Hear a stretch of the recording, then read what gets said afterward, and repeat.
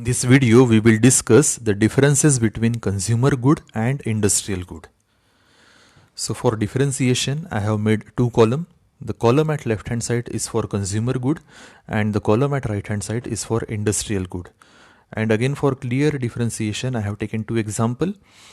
For consumer good, I have taken water filter as an example, and for industrial good, I have taken hardware item as an example. So the very first difference, the demand for the consumer good is a direct demand. Okay, so directly the customer goes to the shop and buys the product. So it is a direct demand from the market. The demand for the consumer good is a direct demand. Now the industrial good, the demand for the industrial good is a derived demand. It is derived from the demand for consumer goods which are made using the industrial good. So this can be explained with the help of these two examples. So for assembling the water filter, the hardware items are required. So it is not a direct demand, it is a derived demand. The hardwares are required for assembling the water filter. So the demand for industrial good is a derived demand.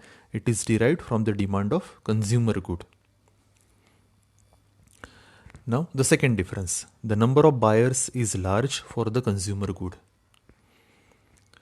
Industrial goods have only limited number of buyers. So there are limited number of water filter manufacturing industries. So the industrial good have only limited number of buyers. Next, the demand for the consumer good is elastic, whereas the demand for the industrial good have relatively inelastic demand. Okay, now we will understand what is elastic demand.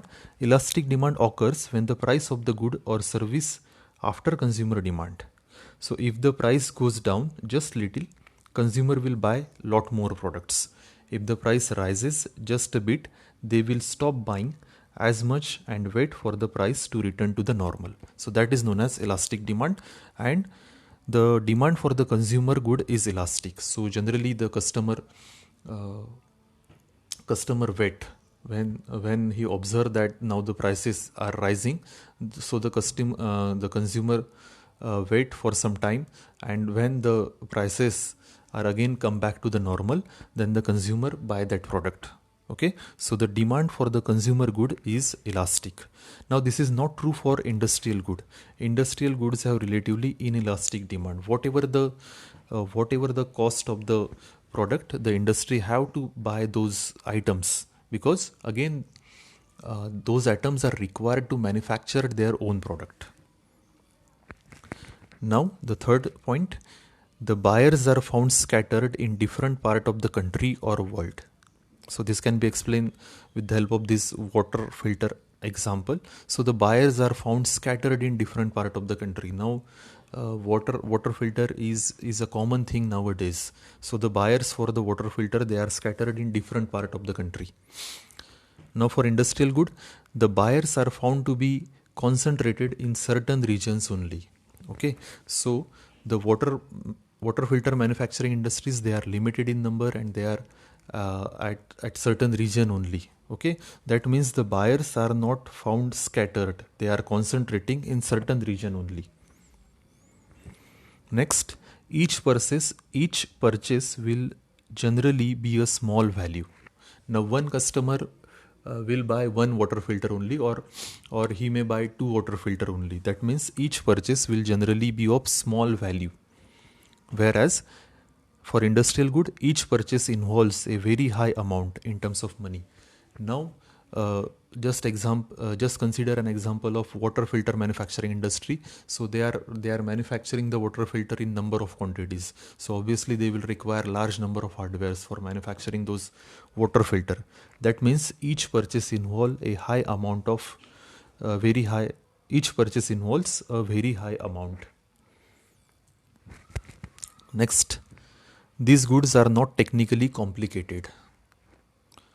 The consumer goods, they are not technically complicated. So whenever you want to buy the water filter, you simply go to the shop and then you can purchase it.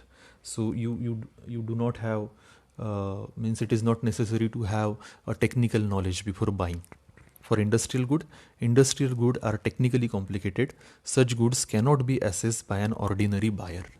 So for purchasing the industrial good, you must have a technical knowledge. Simply for buying this hardware, you should have a knowledge of hardware, Again, these hardwares are manufactured by designing it. You have to calculate the forces, stresses acting, and through which it is manufactured. So buyer will also have a technical knowledge. He will go in technicality. He will check the product in terms of technical aspect, and then he will buy these products. Next, for consumer good, buying is much influenced by the emotions. So the emotions are attached behind the purchase of consumer good. We can take an example of car purchase. So mostly the decision of purchasing a car, that is related with your emotion. So the buying is much influenced by the emotions. For industrial good, buying cannot be influenced by the emotions. Okay, here emotion do not play any role for the industrial goods. Next point, an individual can undertake buying. Okay, so suppose someone wants to buy the water filter. Simply he will go to the shop and he will buy the water filter. That means it is the entire process of purchasing can be carried out by a single person. So an individual can undertake the buying. For industrial good, here buying is always a group process. Finance expert, engineers, accountants, and other will have to work together before taking the purchase decision. So the for industrial good, the buying is always a group process. Lot of persons are involved in the process of buying. So there are financial experts, there are engineers, accountants, and other team members are also there, and they work together before placing the order.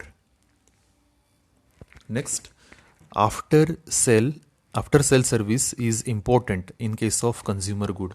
So after sales service is very important in case of consumable durable. So we can take an example of water filter. So it comes with the AMC also. So the after sale service is important, obviously. Then for industrial good, after sale service is of paramount importance in case of all industrial good. Here the service is even more important than the consumer goods for industrial goods. So for industrial good, the service is paramount importance. Okay, so here you can take an example of, this is nothing but the example of orifice plate. It is one of the industrial product. So suppose you are manufacturing the orifice plate, and then you are supplying it to your supplier. So you are supplying it to your customer. Then the service is paramount importance. The next point, there are number of middlemen in the market for the consumer good. So there is a manufacturing industry, then that product comes to the wholesaler, then distributor, then the retailer. So there are number of middlemen in the market for the consumer good. For industrial good, the manufacturer of the industrial good supply directly to their customer. Okay, so suppose we can take an example of water filter manufacturing industry. So they buy the hardware from their vendors directly. So there is no middleman, vendor and then the customer. So there is no middleman in this process. Next point, a buyer of consumer good may not have thorough knowledge of the good he buys and uses. Okay, so here in case of consumer good, the buyer may not have thorough knowledge. He may have some knowledge about it, but he may not have thorough knowledge of that product, and even it is not necessary. He simply go to the shop. The shopkeeper tells all the details of that product, and if it is he is able to convince that customer, then the customer will buy that product. So that is the process.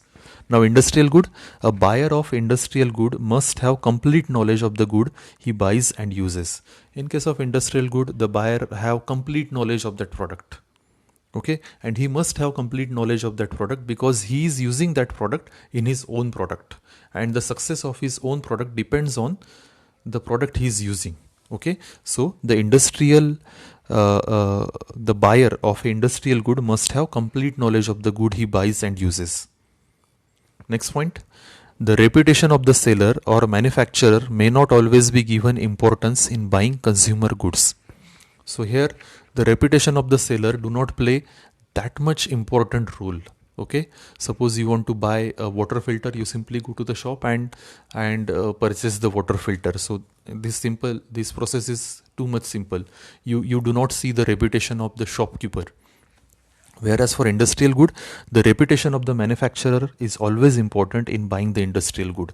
So suppose if you are a vendor of some company, then your reputation is very important. Then and then you will get the order from that company. So here there are different audits. You should be an ISO certified company. Then and then you can get a good orders from the market. So your reputation plays very important role in case of industrial good.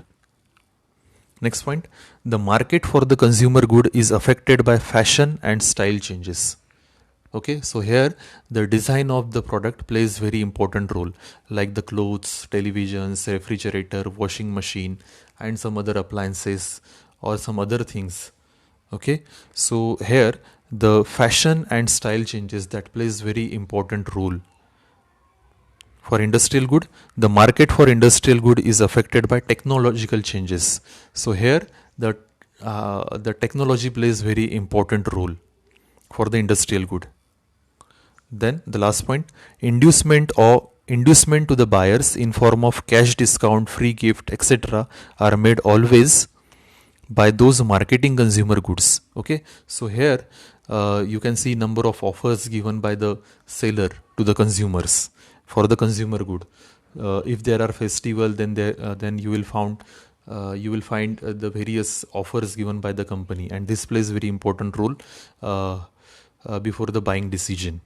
Now for industrial good, such inducement may not be in common in marketing of the industrial goods. So here no such type of discount you can see in case of industrial good.